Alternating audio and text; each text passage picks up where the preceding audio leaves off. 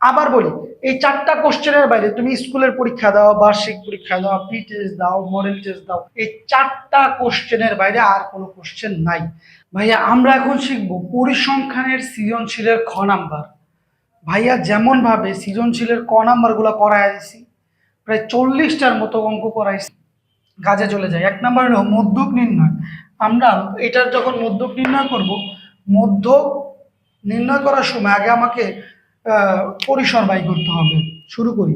পরিসর, পরিসরের সূত্র বলো, সর্বোচ্চ সংখ্যা বিয়োগ সর্বনিম্ন সংখ্যা যোগ 1। আগে পরিসর বাই করি। সর্বোচ্চ সংখ্যা এখানে কত? 65। সর্বনিম্ন সংখ্যা কত? 11 যোগ 1 তোমার থাকবে 54 প্লাস 1 সমান সমান 55। পরিসর কত পাইলাম ভাইয়া? 55। তাহলে পরিসর 55 পাইলে এবার আমরা লিখবো ধরি শ্রেণী ব্যক্তি। ভাইয়া তোমাকে একটা শর্টকাট শিখাইছিলাম, মনে আছে? সৃজনশীলের ক নাম্বারের মধ্যে, যে যদি তোমার পরিসরের উত্তর 55 আসে, 1 থেকে 30-এর মধ্যে আসলে শ্রেণী ব্যক্তি ধরবা 3, 31 থেকে 50-এর মধ্যে আসলে ধরবা 5। যদি 50 ক্রস করে ফেলে ভাইয়া, মানে 51 চলে আসে, 50 থেকে 100-র মধ্যে হইলে তুমি 10 ধরতে পারো। এখানে কি 50 থেকে 100-র মধ্যে না, মানে 55, ধরবো 10। এবার অতএব শ্রেণী সংখ্যা সূত্র কি? পরিসর ডিভাইডেড শ্রেণী ব্যক্তি। পরিসর কত এখানে? 55 ডিভাইডেড 10, 5.5। আমি তোমাকে বলছিলাম ভাইয়া, পরিসর এই শ্রেণী সংখ্যার সূত্র, শ্রেণী সংখ্যার ফলাফল যদি 5.5 আসে, মানে পয়েন্ট আসলে পরেরটা লিখবা। কারণ আমরা এই পরিমাণ শ্রেণী তো লিখতে পারবো না। এই যে এটাকে একটা শ্রেণী বলে, এটাকে একটা শ্রেণী বলে, এটাকে একটা শ্রেণী বলে, তাহলে কত লিখবো বলো? 5.5 যা হয়ে যাবে 6। বুঝতে পারছেন স্যার? বুঝতে পারছেন? এই অঙ্কটা একটু উঠে আনেন। আমরা এই সাইডে, আচ্ছা আমরা একটা কাজ করি, আমরা এই 5টাকেও একটু ব্যবহার করি। এই কোশ্চেনটা আমরা একটু পরে করি, হ্যাঁ? এই 5টা একটু ব্যবহার করি, নইলে তো আমরা এইটার মধ্যকটা নির্ণয় করতে পারবো না। তাহলে এবার আমরা শ্রেণী বাই করে ফেলি ভাইয়া। এটাও একটা কোশ্চেন, এটা আলাদা একটা কোশ্চেন। আমরা আগে এটা করতেছি, এটার মধ্যক আগে বাই করতেছি, তারপর এটার মধ্যকটা বাই করব। কত আসছে? 6 না? তাহলে দেখো, শ্রেণীব্যক্তি টেলিচিহ্ন, আমরা যেহেতু মধ্যক বাই করব, মধ্যক বাই করতে কিন্তু ক্রমযোজিত গণসংখ্যা লাগে, মনে রেখো। গণসংখ্যা ক্রমযোজিত গণসংখ্যা, নামগুলো লেখো। শ্রেণী ব্যক্তি টেলি গণসংখ্যা, যোজিত গণসংখ্যা বা ক্রমযোজিত গণসংখ্যা, একই কথা। এবার আমরা বাই করব কয়টা সংখ্যা ঘর আসছে? 6টা। তাহলে 6টা দাও। 1 2 3 4 5 6 এবং লাস্টে একটা সমষ্টির ঘর হইল গিয়া এই 7। মোট আমি ঘর দিছি কয়টা বলো তো? 6টা দিতে বলছে, আমি 8টা দিছি। তাহলে সর্বনিম্ন সংখ্যাটা কত ভাইয়া? 11। লেখো। আমরা এই শ্রেণী সংখ্যা, এই শ্রেণীব্যক্তি কত ধরছি? 10। তাহলে 11 সহ গুণ ভাইয়া। এই জায়গায় তুমি ভুল কইরো না, 11 সহ গুনতে হবে কিন্তু। 11 12 13 14 15 16 17 18 19 20। তাহলে 11 সহ গুনলে 10 হয় 20।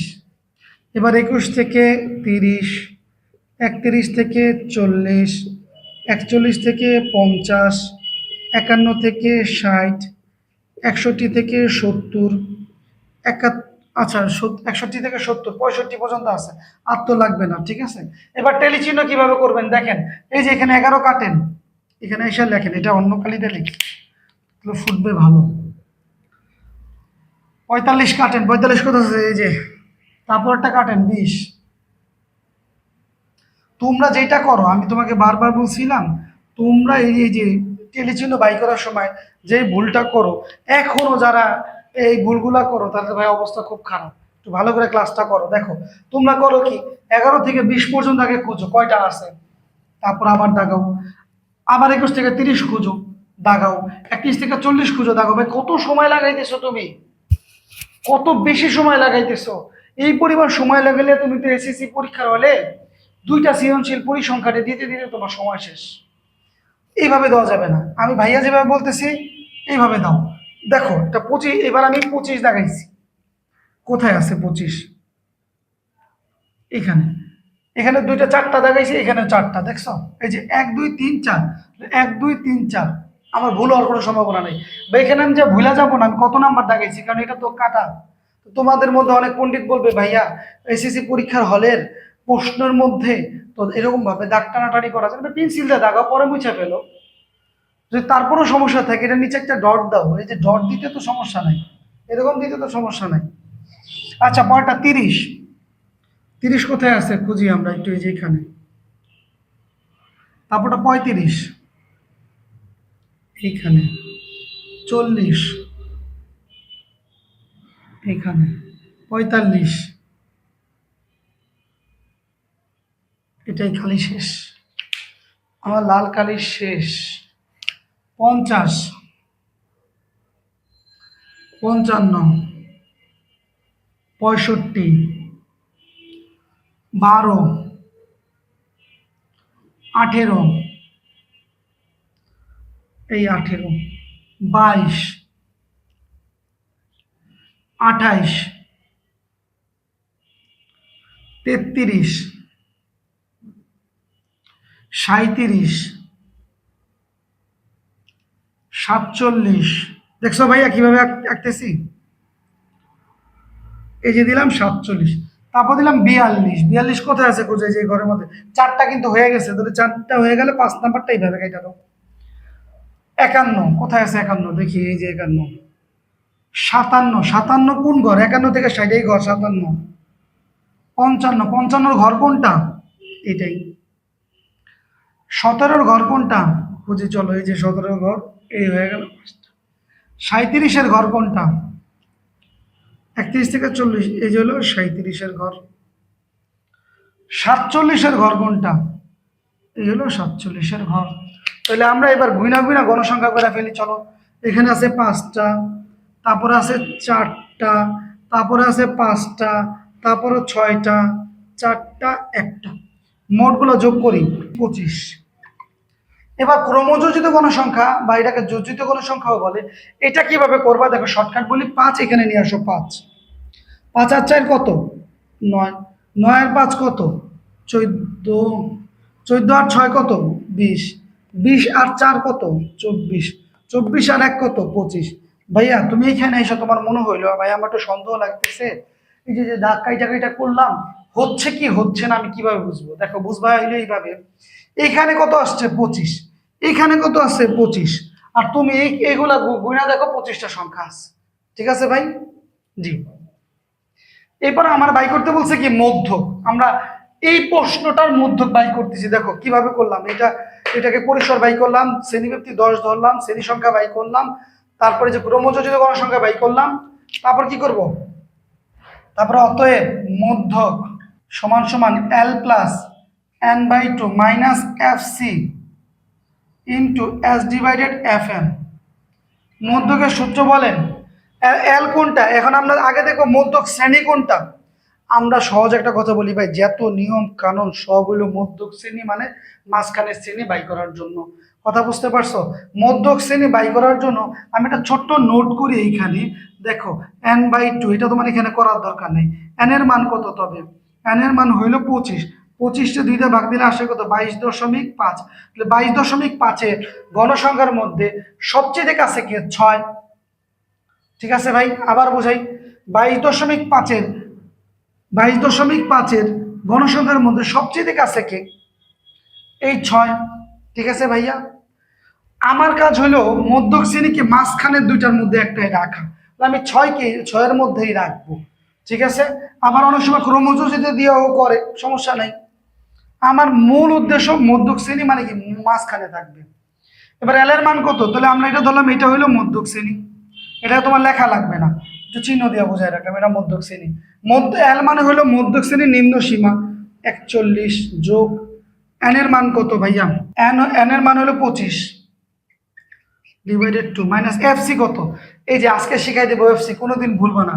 এফসি হইল মধ্যক শ্রেণীর আগের শ্রেণীর ক্রমযোজিত গণসংখ্যা, এটা ভুলবা না কখনো। এইচ কত? শ্রেণীব্যাপ্তি কত ধরছিল? 10, এই যে 10।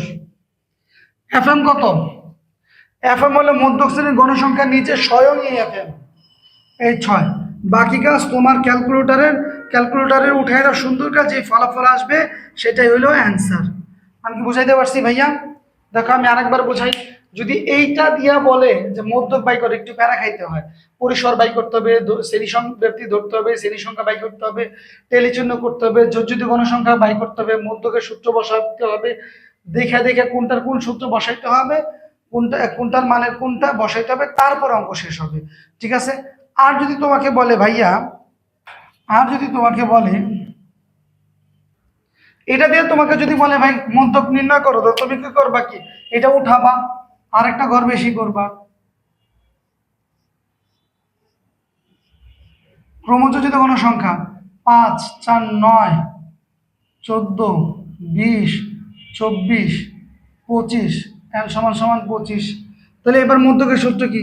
দেখো সেমি অঙ্ক, L plus N by two minus F C into S divided F M, এইটার মধ্যক বাই করতেছি।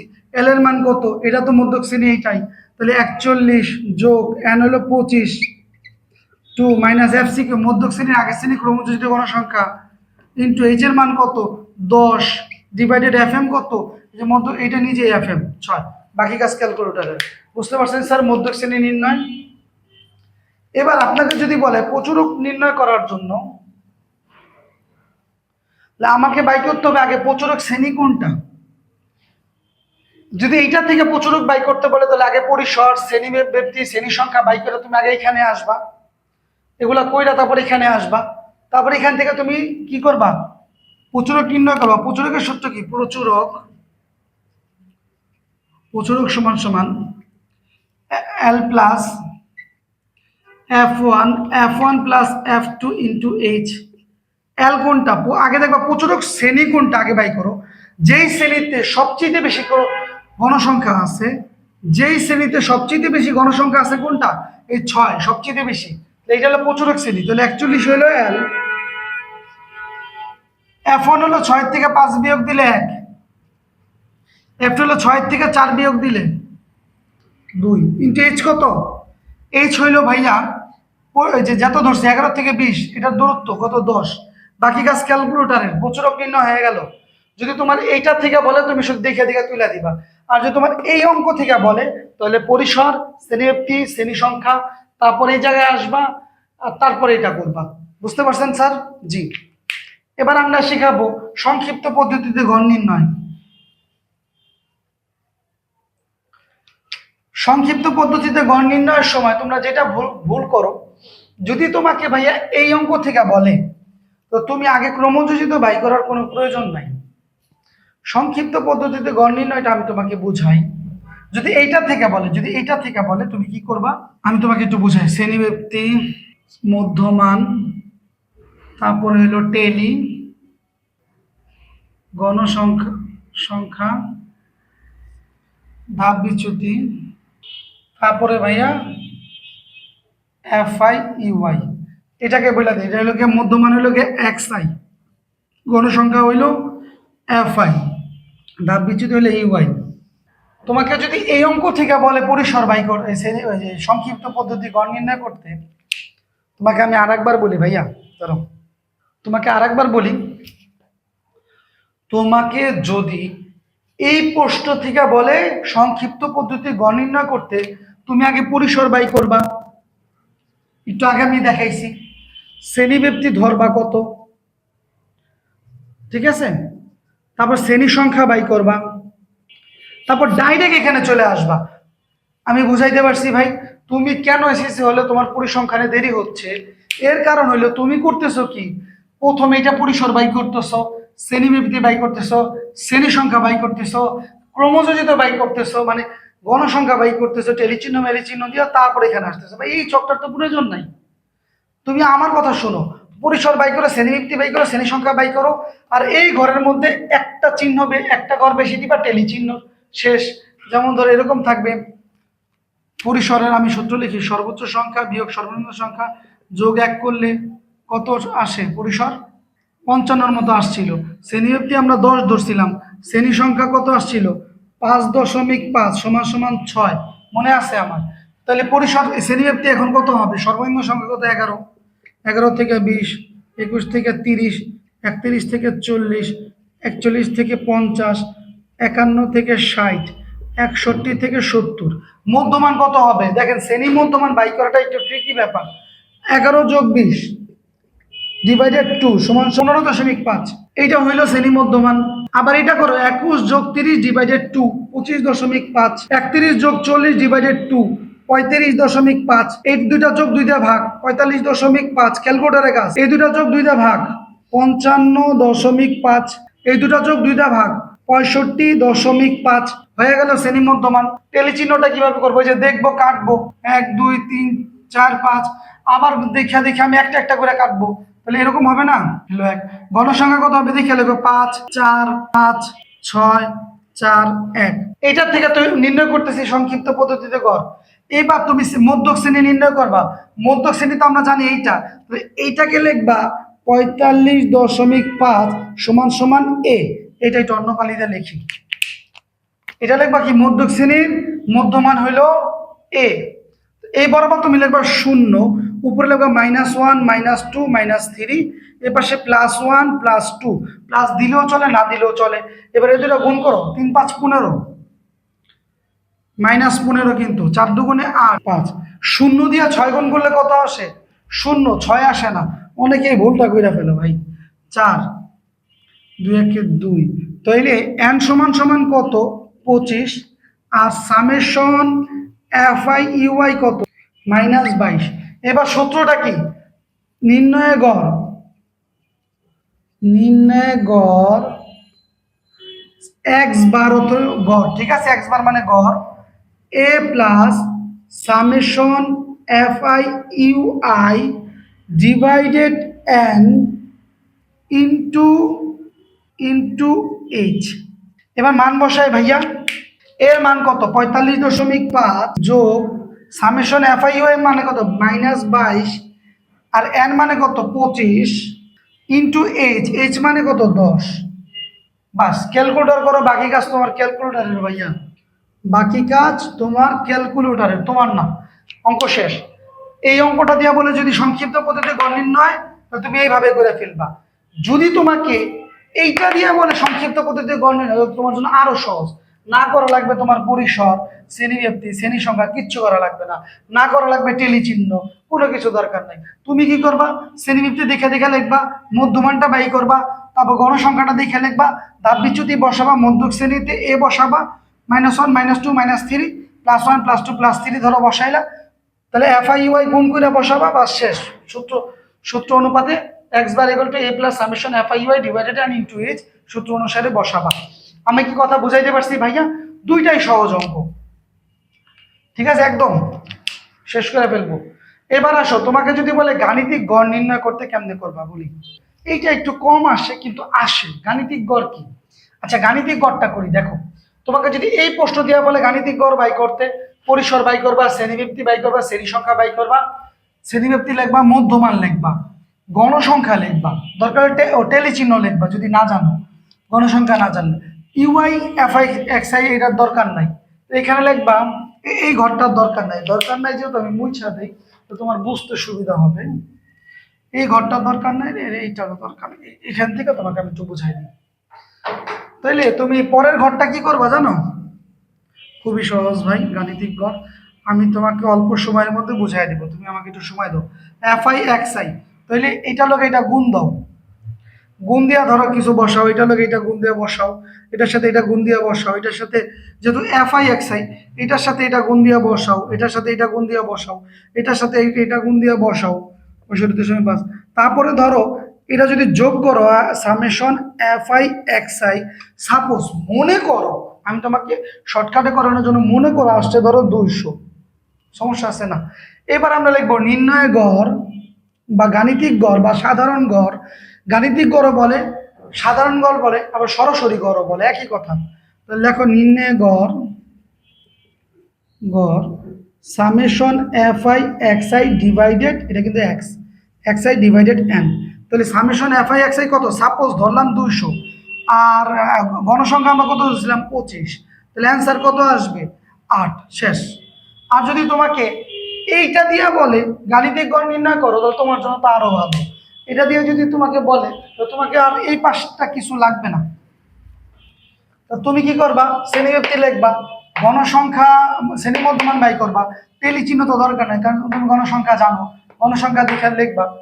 তোমাকে এই প্রশ্ন দিয়া বলে যে গাণিতিক গণ নির্ণয় করো, তাহলে তুমি গণসংখ্যা লিখবা, f(x) এর দুইটা গুণ দিয়ে বাই করবা, আর f(x) এর যোগ করবা, গণসংখ্যা যোগ করবা, নির্ণয় গড় লিখবা, সামেশন f(x) লিখবা, ডিভাইডেড n লিখবা।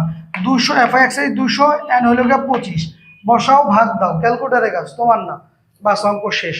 তো আমি যে তোমাকে ভাইয়া আজকে এই 4টা অঙ্ক শিখাইলাম, দেখো ভাইয়া যে তোমাকে এই 4টা অঙ্ক শিখাইলাম, আমি তোমার বিগত 10 বছরের বোর্ড কোশ্চেন অ্যানালাইসিস করে দেখছি যে এই 4টা কোশ্চেনের বাইরে কোনো কোশ্চেন সৃজনশীলের খ নাম্বারে আসতে পারে না।